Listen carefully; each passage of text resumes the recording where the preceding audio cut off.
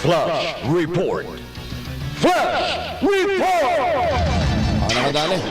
Nakadali ng, 6 na pulis Maynila. Yung pulis ang lupit naman ito. Detalye na balita mula kay Boy Gonzales. Boy, good morning. Good morning, Kuya Angel. Arestado ang 6 na pulis ng Manila Police District matapos masangkot sa isang holdapan sa lungsod ng Makati. Ayon sa sa Makati Police Station, naganap ang insidente bandang alas 7:48 kagabi na sa Arson Bell Street, Barangay San Isidro, Makati City. Kinilala ang mga biktimang sina Raul Chavez Aragones, Rosemary Banning Abarquez at Manuel Acedo Diaz. Batay sa paunang investigasyon, nakilala umano na mga biktima ang 2 babae sa Malate, Maynila na nag-aya sa kanila patungong Makati upang kunin ang mga gamit na mga ito. Subalit pagdating daw sa lugar, bigla silang hinarang ng isang grupo ng mga armadong lalaki.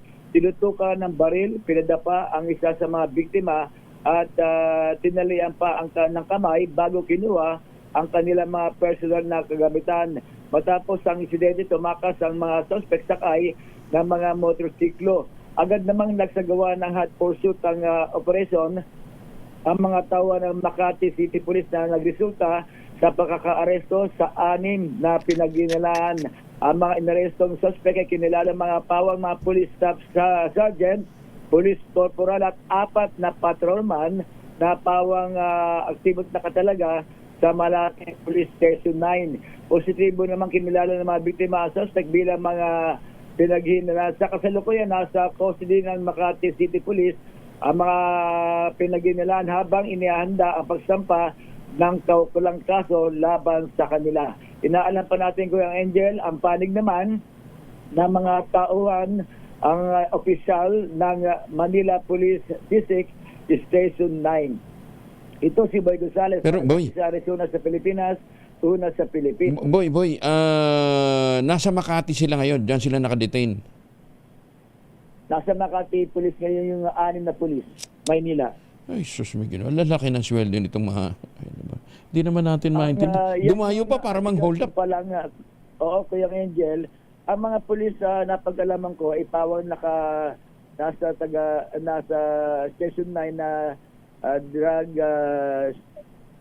enforcement station. Mga nasa mga nanguhuli ng mga illegal drugs sa Malate, Maynila. Ano kaya yan? Hulid up na naman? Yan yung iniimbestigahan pa at inaalam ng mga alamin na rin natin na Kuya Angel, yung panig ng kung bakit napunta doon sa Makati at aligasyon naman ng mga opisyal ng Manila Police District. Sige, Boy, pakipalo up mamaya, Boy, ha? Nakakalungkot, nakakalungkot na nakakabuisit. Ay, sus ko, Ginoo.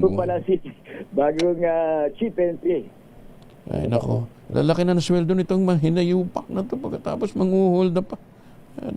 Sige, Boy. Abangan natin yung follow-up ni Boy. Boy, thank you, ha? Balik sa'yo, Kuya Angel. Maraming salamat, si Boy Gonzales.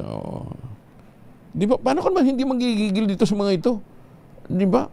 Ang lalaki ng sweldo. Di ba? Lahat na lang ng insentibo binigay na sa kanila. Manguhold na pa rin.